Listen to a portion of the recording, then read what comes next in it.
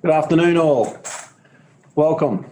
Welcome to the seventh webinar on the coronavirus and its effects on businesses in general.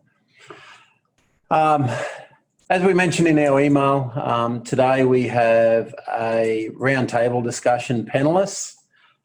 In the room with me here, also have Wendy from SSP. I have Ben Wright from South and Geldard. I have Justin Nothling from InvestRight. I have Gordon Dallow from InsureRight. I have Elle Butler from Easy As Marketing. In his Centrepoint office, I have Shane Nipperess, and I also have Karen Gutley from Corporate Dojo. So each of these guys, if you guys have been listening in over the last 7 weeks, have done their little separate presentations. I thought it was just a good chance for us to all get together and have a quick discussion about what effects it has on businesses over the last 7 weeks or so, 7 or 8 weeks, I think it's been now. Any little tips and tricks. But most importantly, it's really for you guys. I hope that you put plenty of questions in there for these guys to go through. As I said, hey, look, please get those questions in. You can start anytime you like.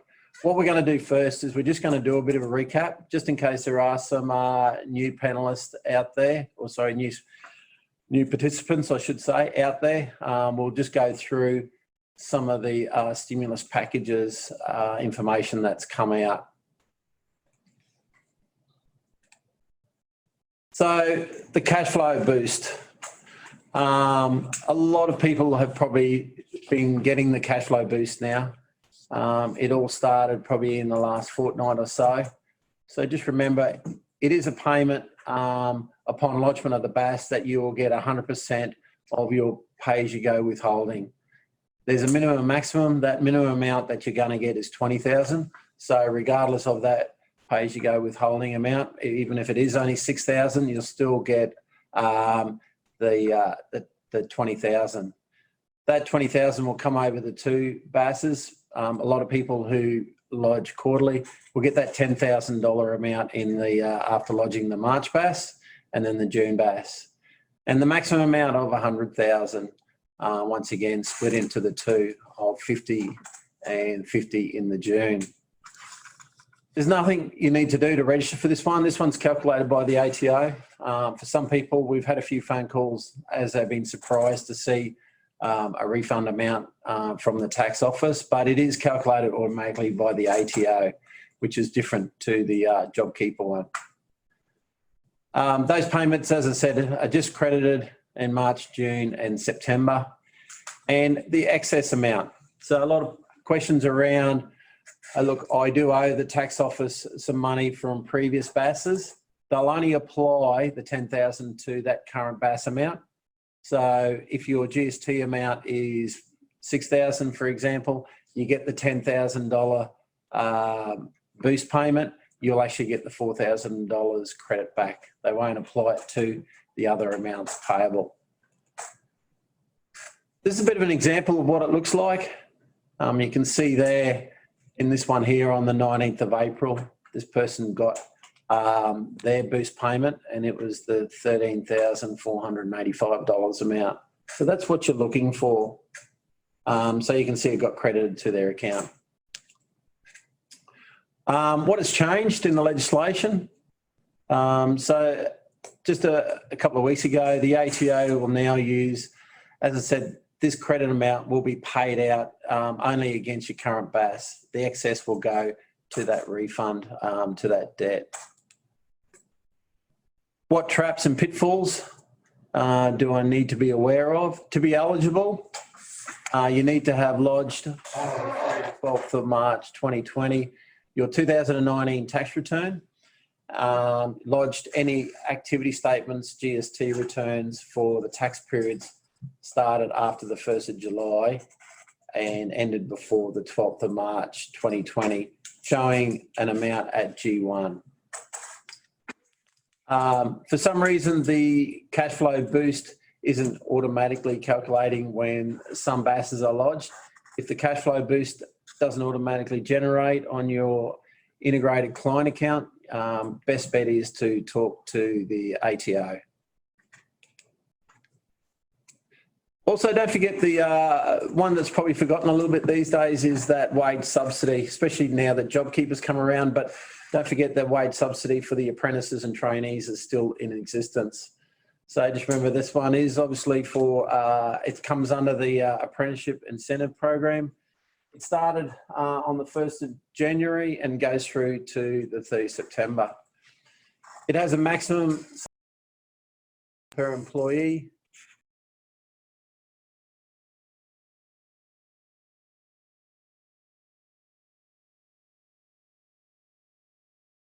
So jump on if you need to look at registering for that one as well.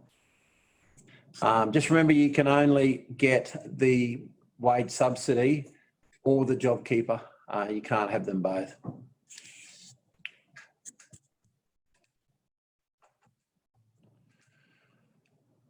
Any changes for this legislation? When this legislation was first come out, it was available for businesses who employ fewer than 20 employees. The full-time has been removed, and now it's only available to employers with fewer than 20 employees. So it used to be full-time employees, now it's just employees in total.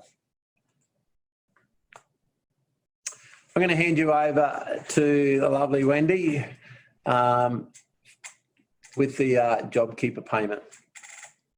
Good afternoon, everyone. So just a quick recap on JobKeeper for everybody, just for those who may have missed it. JobKeeper payment is a payment made to eligible businesses, and not-for-profits can also access this as well, affected by the coronavirus, to support them in retaining their employees. The payment is $1,500 per employee per fortnight to support the people that you had employed at the 1st of March 2020. And self-employed individuals are also eligible. So how much does your turnover have to drop? For businesses, it's 30%, and for ACNC charities, it's 15%. So how do you work out if your turnover's dropped? You compare the GST turnover of any of the months from March 2020 to September 2020, or the quarters, with the corresponding period in 2019 to see if your turnover's dropped by at least 30%. So what if I've only just started my business or don't pass the first test? So the ATO has released alternative tests for businesses who can't or don't pass the first comparison test. And the alternative tests cover the following scenarios: business startups, business acquisitions, business restructures, increases in turnover for businesses that have been in a high growth phase, businesses affected by drought or natural disaster, irregular turnover, or sole trader or small partnerships with sickness, injury or leave. And if your business falls into one of those, you probably need to give us a call to work out your turnover reduction, because that are quite complicated, the formulas given by the ATO for those. Once I satisfy the turnover test and register, do I need to retest each period? This is a question I get asked every day, and there's still a lot of confusion around this. Once you've satisfied the turnover test in 1 month, you don't have to retest your turnover in later months. You do, however, every month have to report your current GST turnover and your projected GST turnover for the following month to the ATO, and you need to do this for the ATO to release your JobKeeper payments. And it needs to be done every month, regardless of whether you report your reduction in turnover is worked out on a monthly or quarterly basis.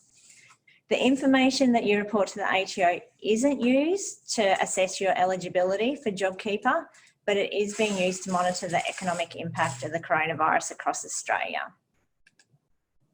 So how do you register for JobKeeper? Jump on your portal, go to the business section and hit JobKeeper enroll. If you aren't sure if you're already registered and you want to double check, go back onto the portal, hit business, JobKeeper enroll, and if you are enrolled, it will come up with a green tick. So do you need to tell your employees you are nominating them? Yes, before you enrol in JobKeeper, you need to let your employees know that you're choosing to nominate them. They must agree to be nominated by completing the JobKeeper employee nomination notice and returning it for your records. You don't need to send this form to the ATO, however, you are required to keep this form for 5 years as a legal requirement for your employment records. Can I pick and choose which employees I pay JobKeeper to? And the answer is unequivocally no to this. The ATO is very strict on this one. The rule states it's a one in all in scheme and all of your eligible employees must be covered. So that means you have to offer it to every employee that is eligible. However, it's up to the employee if they want to accept. If they have a reason that they don't want to accept it and you've offered it to them, that's fine. You don't have to cover them. So what forms do you need to get your employees to sign? There's an employee nomination notice, and if you just Google that, or we'll send out the slides afterwards. And if you're registering yourself, there's an eligible business participant. Sole traders, you don't need to actually complete a form. It's all done on the portal. So this is new this week, and this is only just launched on the ATO. So this is what monthly reporting looks like on your integrated client account. So you'll go into JobKeeper and then you have to identify your employees, and you need to put in your current April GST turnover and your projected May GST turnover. Now your GST turnover is your sales for the month less the GST. I've had a few people get really confused about that. So it's your profit or your sales less your GST. This needs to be done by the 7th day at the end of the month. So by the 7th of May, we have to have done April's so that the ATO will then release your payments to you. So what's changed with this legislation? Lots and lots. It changes more times than I can count. So full-time students aged 16 and 17 are no longer eligible for JobKeeper unless they are financially independent. The deadline to enrol for the month of April has been extended to the 31st of May, but the timeline for topping up payments to your employees for April has only been extended to the 8th of May. So if you're considering registering later in the month, but you want to be back paid for April for JobKeeper, you need to have made those payments to your employee by the 8th of May. There has been changes to whether you can report on accruals or cash. The latest advice from the ATO is that you must record your decline in turnover based on the method that you do your BAS. If you've already registered using another method that was the legislation at the time, that's fine, you don't have to go back. But from Monday, the ATO advice is you must work out your decline in turnover based on the method you calculate your BAS. So if it's cash, you look at cash. So what are the pitfalls and traps? Ensure that you've calculated your reduction of turnover correctly. You need to compare accruals with accruals or cash with cash. Make sure your employee nominations have been returned and you need to keep these on file for 5 years. Ensure you're enrolled. When this scheme first came out, there was a registration of interest. That doesn't mean you're enrolled. Double check on your portal to see that you're enrolled. Ensure that you pay your employees the $1,500 per fortnight by the 8th of May. Make sure your accounting software is set up correctly to handle this.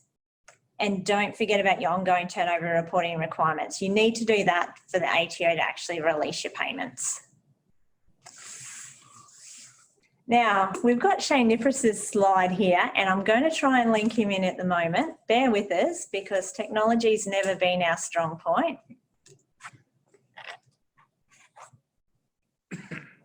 Shane, are you able to?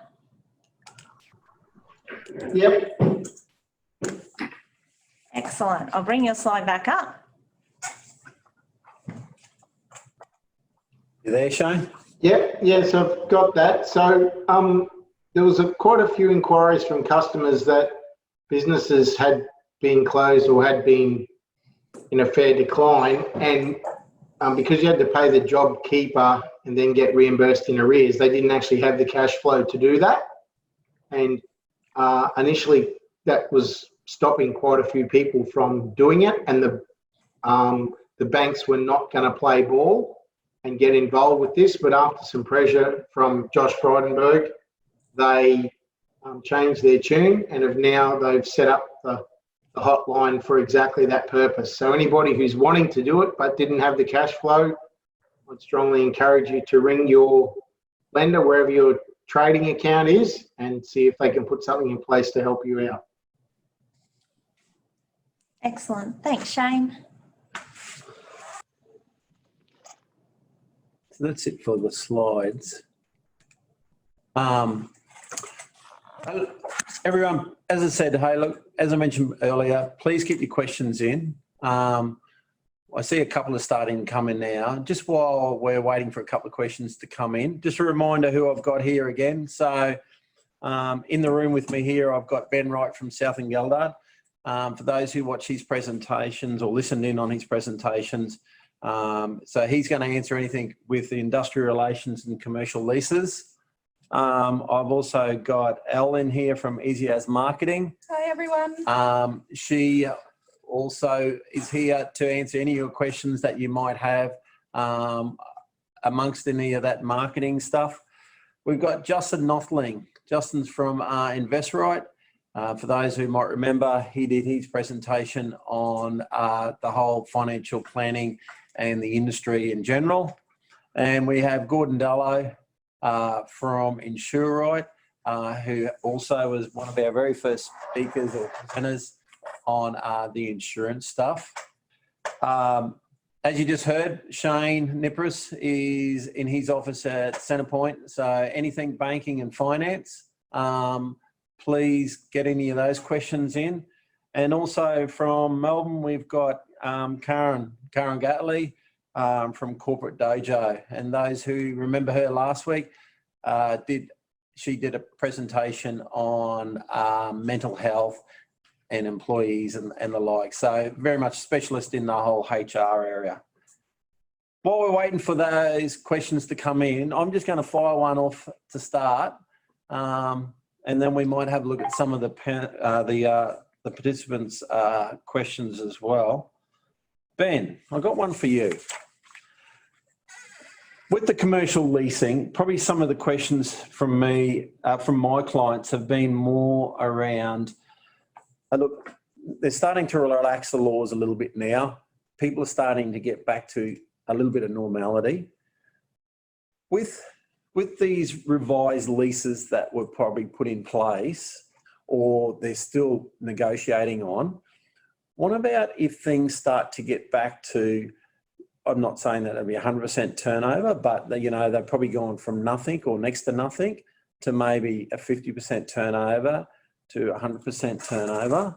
What sort of tips and traps do you think there are for potential landlords? Yeah, hi Mark. Hi everyone. Thanks for having me here today. Yeah, that's actually a really good question. Okay, so what you've got is there's a rental code that is now law. Okay, it was recently enacted in Queensland and it's being enacted throughout the states. And what it's, I'll just give you a little recap, okay, on what's got to happen here under this code. Okay, basically it's saying that if there is a tenant that qualifies for JobKeeper, and that is a tenant that has a 30% or minimum of 30% reduction in turnover in any 1 month period, that tenant can go to the landlord and say, you know, I need a reduction in rent, okay? And the landlord has to negotiate, has to enter into negotiations with the tenant. There's some principles in this code and basically, to put it simply, it's the principle of proportionality, i.e. shared pain, okay? The landlord and the tenant are both going to share in this downturn equally. It then goes further, the code goes further to say that, for example, let's say a tenant has a reduction in turnover of 30%, okay? The code gives an example that says that the rent of the tenant must be reduced by 30%. Yep. And that a minimum of that rental reduction must be a waiver, okay? And then the balance of the reduction must be a deferral. So by a waiver, I mean that the landlord is not going to be able to claim payment of the rent that has been waived down the track. They simply lose that, okay? Yeah. So a minimum of 50% of any reduction must be a waiver, and then the balance is a deferral, okay? Then the code goes further and it says that repayment of the deferred amount cannot be demanded by the landlord until after this pandemic period ends, and then the tenant cannot be required to repay the deferred amount in under 2 years. So there's plenty of time for the tenant to pay it off. Yeah. Okay. Yeah. Yeah. Parties have to go to negotiations with they've got to be transparent though. Yeah. So tenants are going to have to show their landlords their accounting system software. They're going to have to produce turnover records, and landlords likewise are going to have to be transparent and produce records that they have. So if a landlord is not required to pay rates, or if a landlord is not required, has a deferral on its bank loan, on its mortgage, they have to turn up. There's got to be full transparency. Yeah. So back to your question, which is a cracker, okay? Because to qualify for JobKeeper, you've only got to have 1 month downturn, okay? So a landlord and tenant, they negotiate in good faith. Tenant says, I've had a 50% downturn. Landlord then says, okay, well, we'll reduce your rent by 50%. Yep. Well, the question is, for how long? Yep. Okay. It's going to be, and much of what I've seen and heard is that landlords and tenants are simply agreeing on a flat rate reduction, and they're not taking into consideration the potential ups and downs of the future months. I think everybody's panicked. Yep. And just gone, right, I'll give you, we'll agree on this. You get 3 months, you get 6 months or whatever until this ends. Yeah. However, with the reduction or the relaxing of the restrictions, and people kind of they're finding other ways to do business. Yes, tenants may have suffered a massive reduction, but things are going to go up and down. If the restrictions come back on and we see more cases arising, then it'll be a shutdown again. Turnover will decrease, etc. So what we've done is we've basically created a rent relief deed, okay, rent relief agreement. And in that, okay, what we've recommended is that a mechanism, landlords and tenants negotiate some kind of mechanism that takes into account the ups and downs. So the agreement might say that, we agree that each party will bear half, will reduce the rent by the equivalent of your turnover reduction. Yep.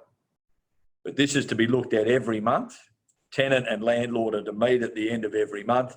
They're to produce, they're to be transparent, they're to produce records. And that way the parties can monitor the ups and downs and properly ensure that they each share the pain. So then, Ben, a lot of leases that are in place, generally you pay your lease on the first day of the month, basically in advance, I suppose you would say. True. A lot of what you're talking about is going to be done in arrears, isn't it? Yes, that is true. You're going to be looking at the turnover of the month for the previous month. So the month of April's gone. You would look at that, won't you? Yes, that is true. Yeah, that is true. So you are effectively you can't get around that unless you say that you're going to pay. You could negotiate that actually rent will be paid at the end of the month. I suppose no one's defaulting on their lease agreement by doing it in arrears. This agreement is you're going to modify. Yes. So the code is specific about this. It says that, landlord and tenant, you negotiate on a case-by-case basis. But my recommendation is that you document it. Yeah. Okay? Yeah. Reach agreement, put it down in a document, go and get some advice, though, as to what the pitfalls are, what the traps are. Yep. And get a professional to document it for you. Cool. Mate, wonderful. We might go to one of the personal ones. What do you reckon, Wendy? So we might go to some questions from you guys. So I heard in an earlier session that it was indicated that all companies would receive a $10,000 payment as long as their BAS statements were in. A further $10,000 would come later. Is this still the case? Just on that one, you will receive $10,000, a minimum of $10,000, providing you report PAYG withholding on your BAS. And yes, there will be a second $10,000 minimum payment to come, and it will come with the June BAS. So hopefully that answers your question, Ken. If not, just shoot another one through. Wendy, just quickly, I think maybe that question came from, and it got me tricked up as well. I thought you mentioned, Mark, that you had to have lodged your tax return for the 18-19 year by the 12th of March. Was that part of that? Or you had to have lodged a BAS statement. So, okay. Yeah, Yep. Okay. So providing you've done one of those two things, Okay. you've been eligible for that. Okay, next question. What date every month do you need to report to the ATO for the JobKeeper? And also, do you do this on the portal? Hopefully we've addressed this, but just to recap, so it's by the 7th day at the end of each month, so the 7th of May. And yes, you can do this on the ATO portal. The next question is the requirement to have lodged your income tax return for 2018-19 was extended to June. Is this still the case? We believe so. So yes, if you lodge it through a tax agent, I believe that the lodgement date is the 5th of June, is now your lodgement date. So originally it was the 19th of May. So yes, we believe that that has now been extended through to the 5th of June. Okay. Next question is, with regards to JobKeeper payment, are there extended deadlines for applying, like for the month of May, as we would not know if we're eligible for the JobKeeper in May yet? Not yet. At the moment, the only extension the ATO has given is for the application for the April period. What they want you to do is project whether your turnover will be down in May, and then apply then. Unfortunately, it's not a perfect science, and yeah, they haven't given any extensions yet. One thing I can also recommend, Darlene, is maybe look at projecting out your quarter now that you've got April's figures in and you sort of have a feeling of how things are going.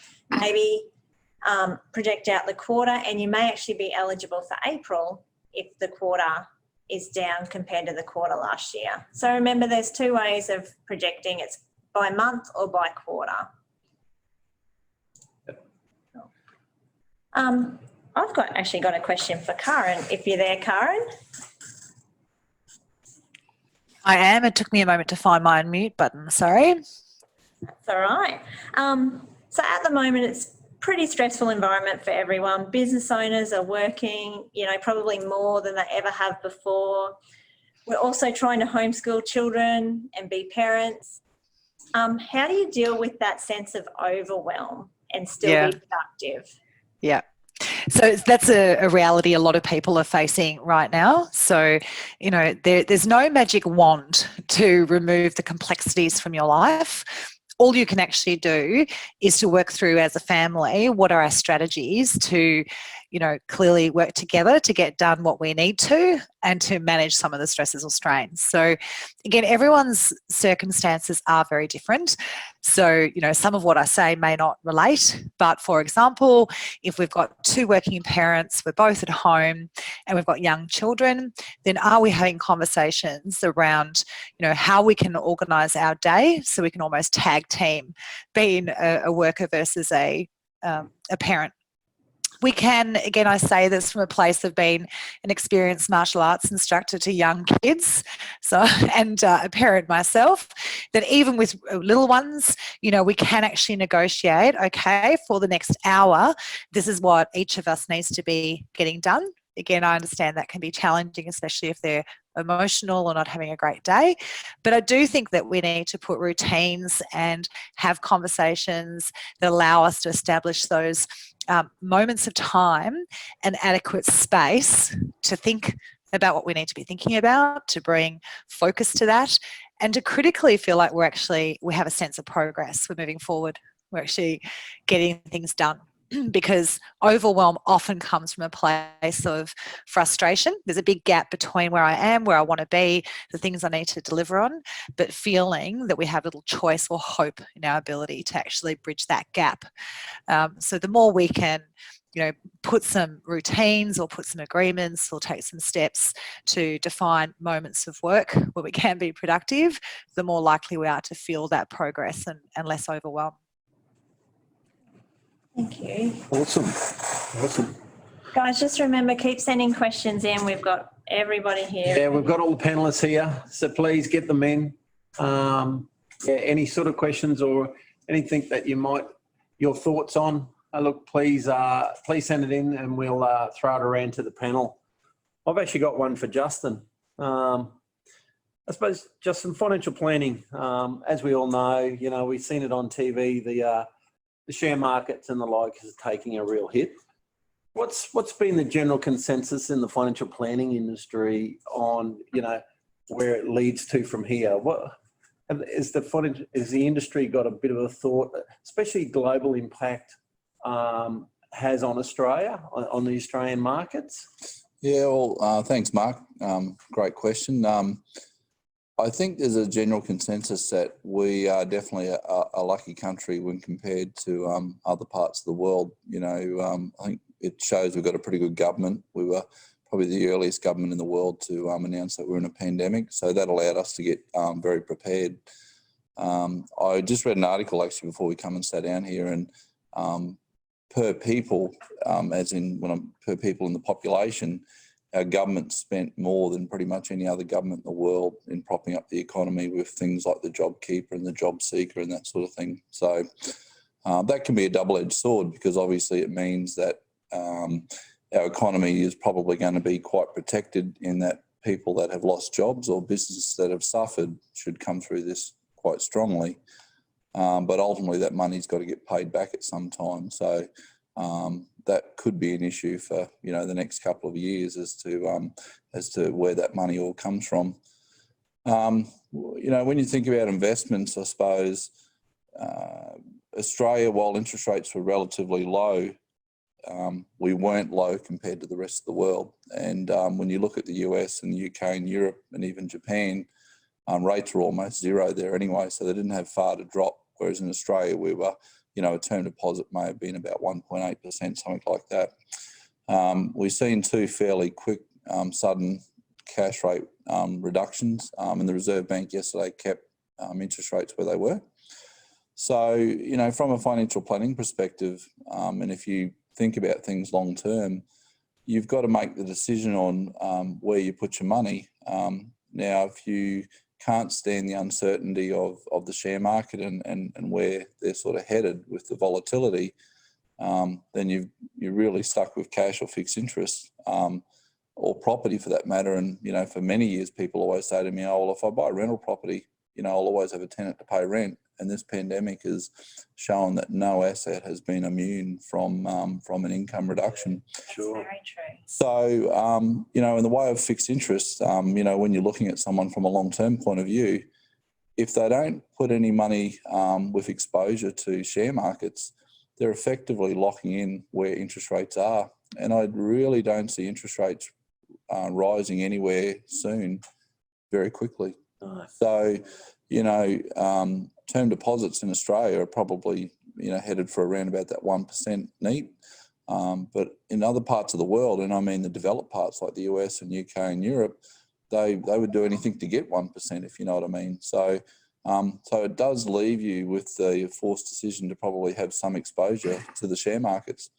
And I guess it's been a long-winded answer, but where markets are headed, markets are very forward-looking.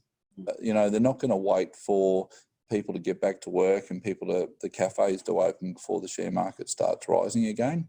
So we're already seeing a bit of a bounce now, and whether that bounce is sustained or not, it probably depends on things like whether the coronavirus has peaked or whether we get another, pickup in Australia even, because obviously that can bring an economy back to its knees pretty quickly. But the market was very rapid to go down with all of this in response to it, and it's been very rapid with its, optimism now of economies starting to open again. So, while I'm cautious, obviously, to what sort of exposure you go giving people to share markets, there's not really anywhere else to hide, though. Where else are you going to get a return for your clients? So, if you're thinking long term, things aren't necessarily going to change. So, you definitely got to maintain your exposure there. But obviously, you've got to be selective, and you've got to pick companies that are going to be here in 10 years' time, companies that are going to get through this and come out the other side. Yeah, no, for sure. But the biggest lesson, I think, from all of this is utility stocks, things like Sydney Airport, things like Transurban that own the freeways. Yep. They were seen as monopolies. They were seen as regular income streams that, nothing could hurt them. Well, Sydney Airport has come to a complete halt. I bet you no one's taking the tunnel and that kind of thing. People, they don't need to go on tollways now. They can take the long way because there's no traffic. No traffic there, yeah. And as I said before, whether you own a little house in Depot Hill or on the range or something as a rental, or whether you're a big shopping centre provider like Stockland, everyone took it for granted that they had a lease in place and they had that money coming in every fortnight. And this pandemic is, it's a new set of rules, isn't it? Yeah, no, for sure. Mm-hmm. Yeah. So it's, it's kind of more of the same, but it does make you look at things a little bit differently from a financial planning point of view, and definitely take nothing for granted. But I do believe that for at least the next 10 years, we are going to be in a low return environment, whether it be in shares, be it property or fixed interest or cash. Yeah. So, yeah. When you say low return environment, Yep. I mean, we've been in a 10-year bull market. Yep. What are you thinking, in terms of return percentages on the stock market? Well, when interest rates are 9%, then companies that are investing that money need to get a return greater than that to pay back their loans. But when interest rates are 1%, then they don't need to get, the hurdle rate is much lower. So if companies are generating lower returns or lower growth, and the other alternative is cash or fixed interest, then it does just create a low return environment for everybody. When interest rates are 8%, if you tell people you only got 9% for the year, they could have got that risk-free in the bank. But when interest rates are 1% and you get them 5%, well, that doesn't look too bad. So everyone's going to need to expect low returns going forward. So the fact that 10 years ago you might have got 15% in a balance fund, that will be impossible to achieve going forward. It really will be. That's why they call it the share market, because there's going to be opportunities everywhere, and I think industries are going to come back hard and fast, be restructured, leaner machines, and there's going to be opportunities like there's opportunities now for businesses that are doing well within the pandemic. It'd be survival of the fittest, yeah. Okay? And there's other ones that are going to come hard and fast, like when they've a lot of businesses shedding and a lot of dead weight at the moment. Thanks, Justin. Yeah.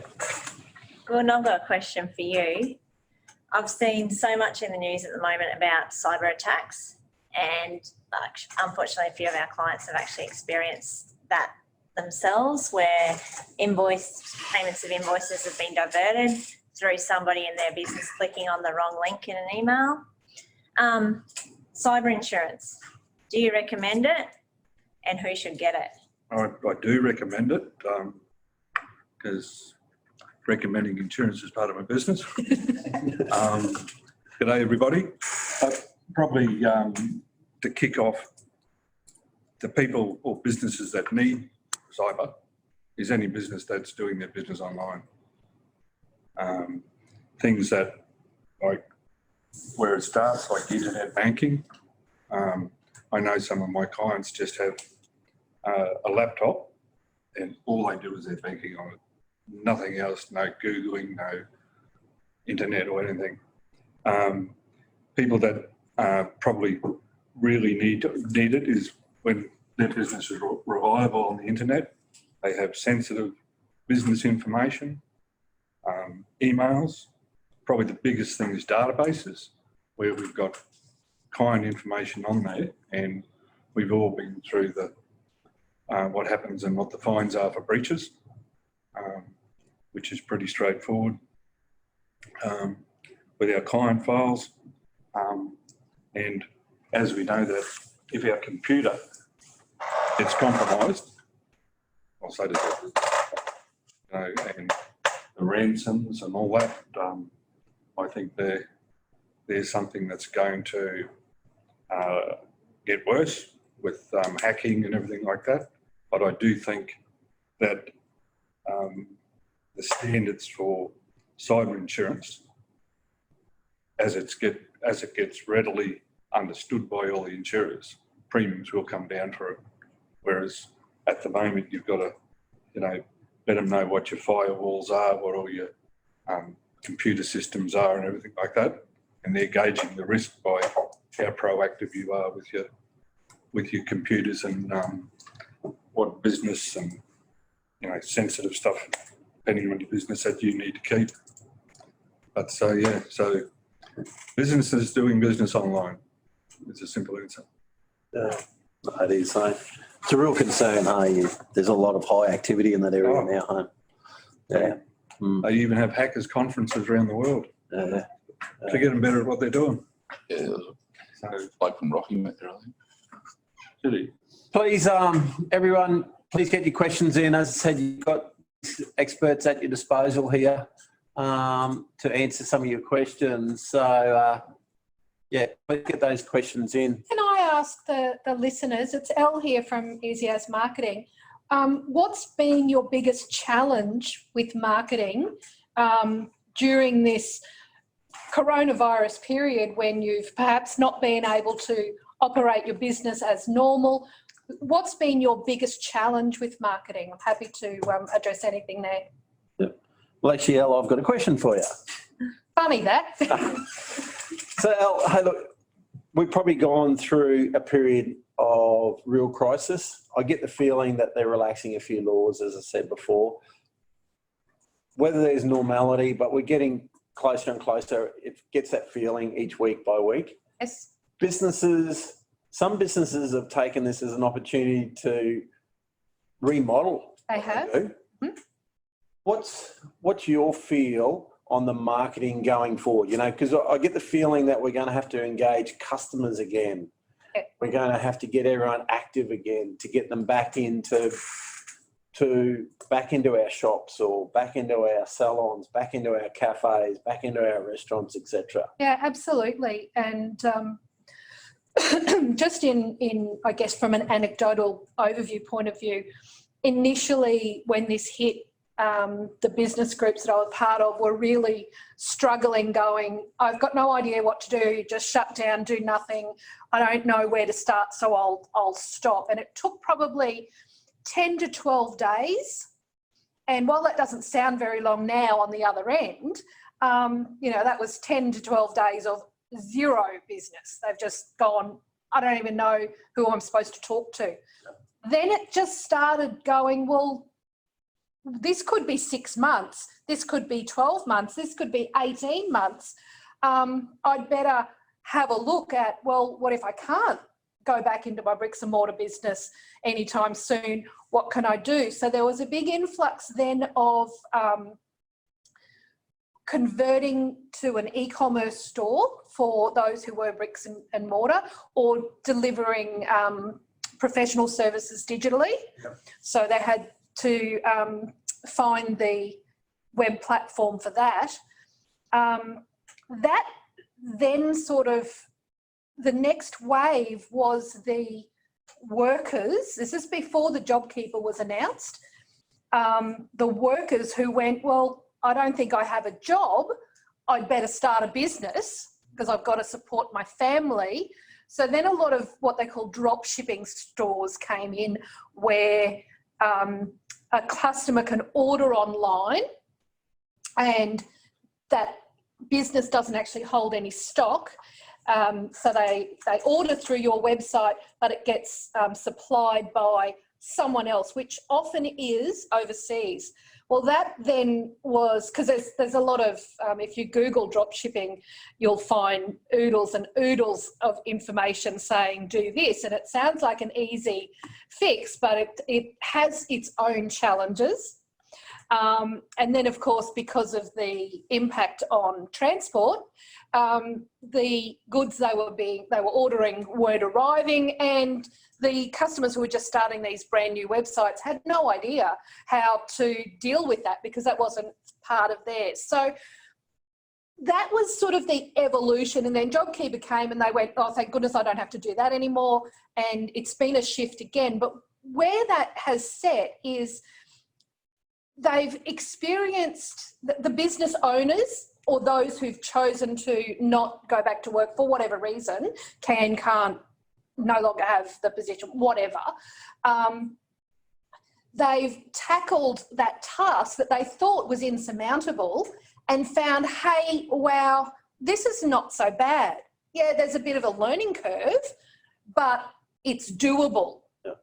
So I think moving forward, certainly the digital marketing is going to be continually important, and that will tie together their website and their bricks and mortar if they have both.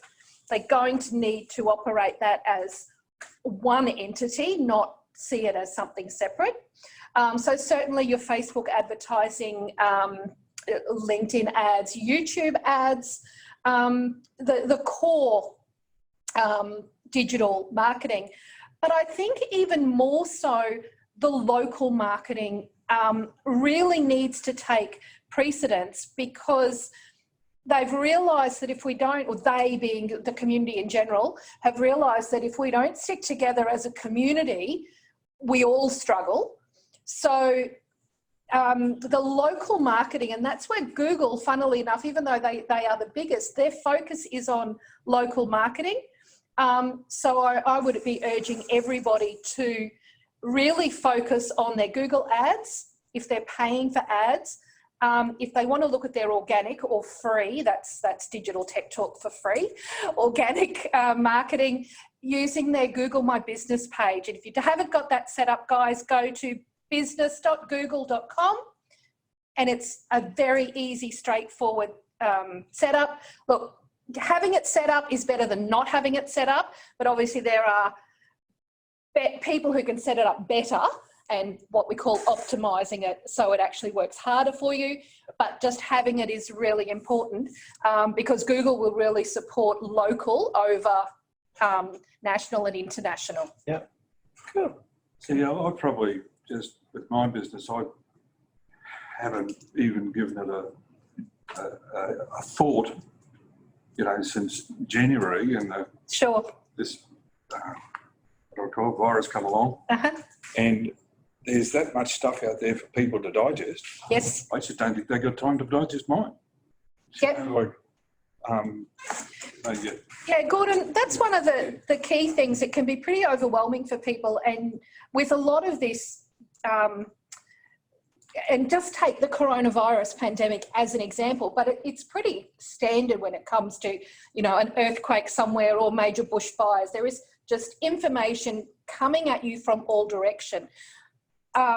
So there's a couple of pointers you need to take into account there. One is getting the facts right, getting it from the source, not relaying what you might have seen in a Facebook group or in a LinkedIn chat.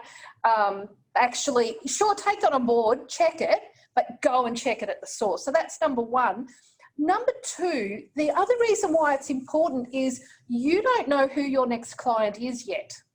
And what happens is they will be, without you even knowing they're looking, they will be researching, Googling you and all your competitors. And if they see that the competitor has the information that's relevant, that is up to date, that is on board, and you don't, there can be a question in their mind. They're human. And Karen, please, you'll probably have something with the psychology in that.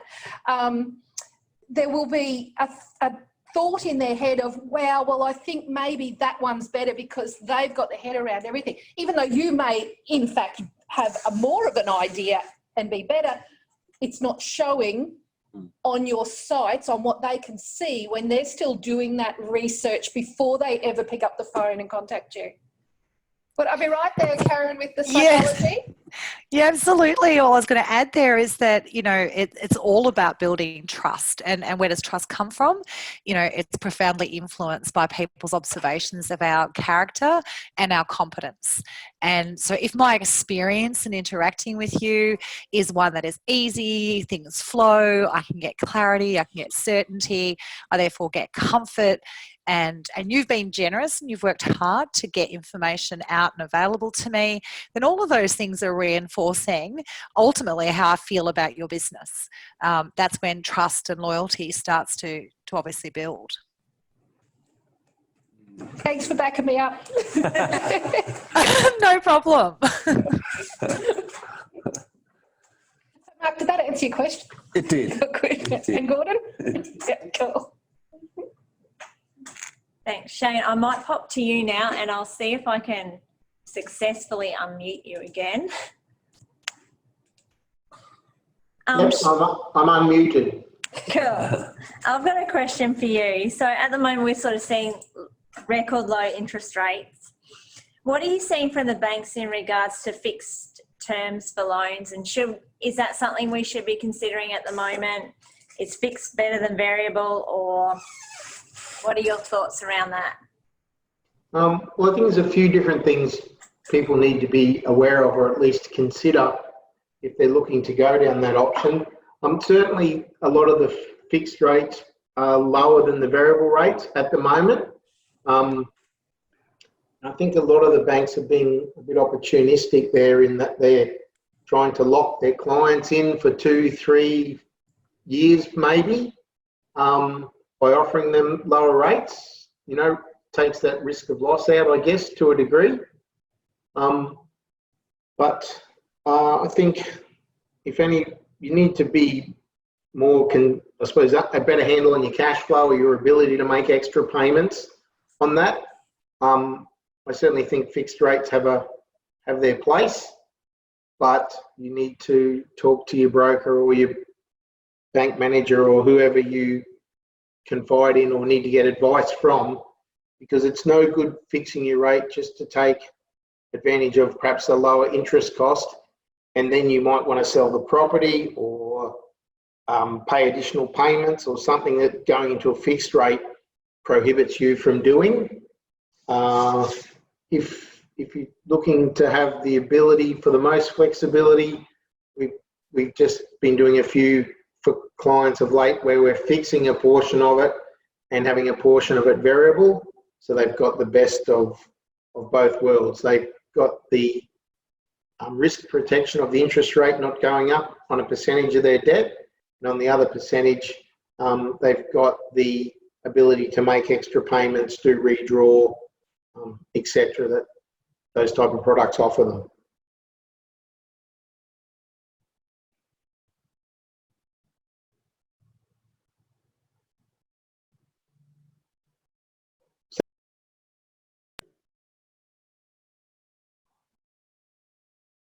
You there, Wendy? Hello? Yeah. Can you hear us? Yeah, was that what, did you get all of that? I Yes. did. Yes, thank you. Thank you. Thanks, Shane. I've got a question to probably Mark and Wendy. I was talking to a client this week and they said that their accountants advised them that this financial year they'll be able to write off the whole written down value of their existing assets in their depreciation pool and bring that forward as a tax deduction in their profit and loss for this financial year. Is that correct?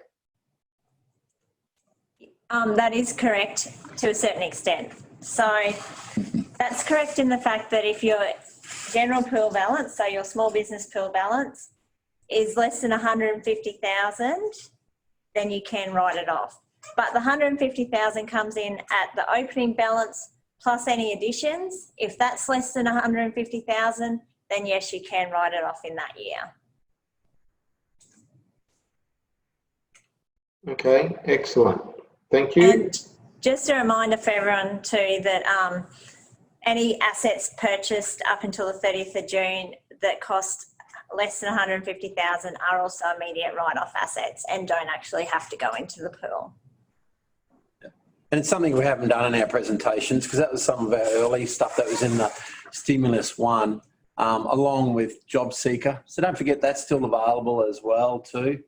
And also the investment allowance I'm one. not sure whether it was just mine or whether everybody. For the Job Seeker, if you applied and you haven't followed that through, I believe March 8 might be they might be pushing to have you get that sorted by then too. Right, yeah. That probably lines up with the first lot of JobKeeper, so they're probably trying to work out whether people are in which system. Yeah. Can I just ask too, with a further extension of that instant asset write-off being 150K to the June, after that, is there any indication whether it's going to go back to the 30? They haven't said yet. They haven't said no. There is for assets over 150K after June 30. What's the setup with them? That's a different type of write-off. How does that work? So you got your investment allowance one. So if you get an asset over the 150, so say for instance you buy a tractor and it's 250,000, they're going to give you a 50% deduction straight up in the year, and then you'll claim. So the $250,000 tractor, 125,000 would be your deduction. The other 125,000 you'll get depreciation on it. So you're getting a really good deduction on a very large value of asset there. So very attractive. Probably the other one, I suppose, I was just going to sort of throw Wendy in on this one, is that some people have been ringing us up saying, look, I've got a downturn, but I'm not affected by the coronavirus. Yeah, so at the moment, and the ATO has not yet changed legislation on this, that to be eligible for JobKeeper, you actually don't have to be affected. Your downturn doesn't have to be due to coronavirus. You just have to prove that you've had a downturn of 30% or more. Yeah. Yeah. Because just remember, there's the basic test, and the basic test is really, as it says, you're really testing March last year against March this year, or April this year against April last year. Then for those who have just started in business, restructured it, whatever it might be, expanded it, you've got the alternative test. Now, hey, look, we're not going to go into the alternative test, but all I would say to you, if you are in that boat, I would get advice. Yeah, I would definitely get advice. Yeah. The alternative tests are very complex, but if you think you've had a downturn and you just can't prove it based on a simple comparison, please give us a ring. We're happy to go through the alternative test with you. Yeah. And to be honest, a lot of people will pass if we look at an alternative test, but we just got to have the time to sit down and understand your circumstances. It is. There's a few options in that alternative test, so it gives us a chance to look at those different options that are available there, especially if you don't meet that basic test. And a lot of those have been, the inquiries have been because they've either started a business or they've restructured it and added another dimension to their business. So they've had an increase basically at the end of the day. But when you look at their core business, it probably actually has decreased 30%. Well, have we got any more questions? I don't think we've got any more questions yet. No. I just had one.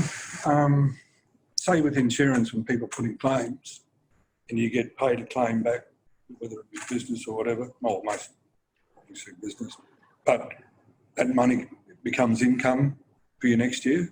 Yeah. Can any of this JobKeeper, Job Seeker come back in a person's next year's income and affect them? The payment? Yeah, any payments they receive, like So JobKeeper, it's going to be taxed. JobKeeper income is assessable income. So it goes into your profit and loss, and it is assessable income. It's sort of, you claim a deduction for the wage and then you get the JobKeeper back in, and that's profit. So they sort of void each other out. One thing to remember is you don't pay GST on JobKeeper payments. Okay. And probably the other thing to remind people is the cash flow boost. So the 10,000 up to 50,000, that's actually exempt income. Okay. So you actually don't pay any tax on that. Yeah. It's always good when the tax office gives out exempt income. Yeah, we like those ones. Though. I'll just, where are you and give us? Yeah. Aye.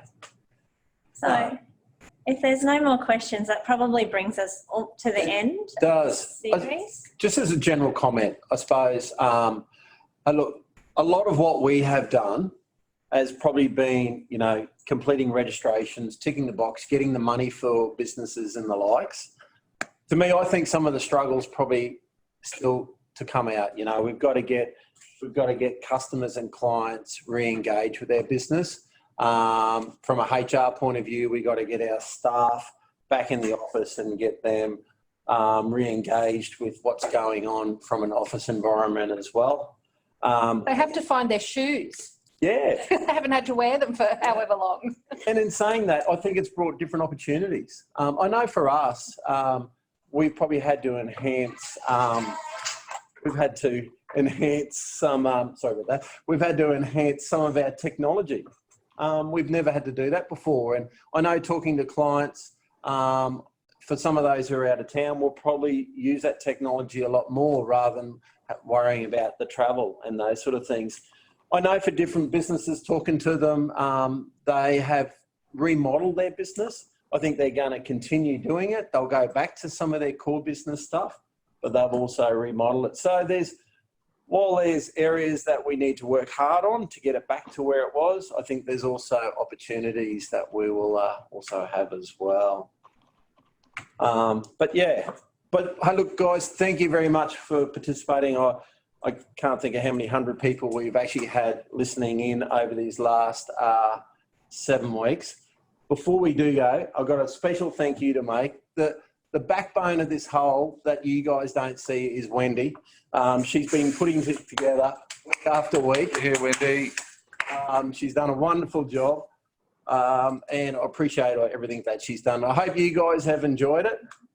Special thank you to Karen and Shane and Ben, Elle, Justin and Gordon as well. And thank you to you, Wendy and Mark and Shanahan Swaffield Partners for the opportunity to be able to come together and be part of this. It's been really great.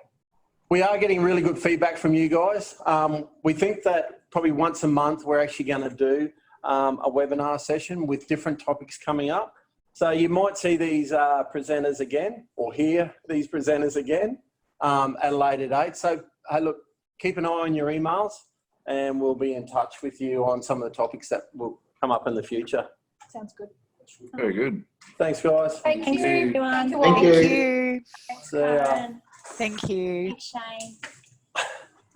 Yeah, on the marketing front, it's just knowing where to spend.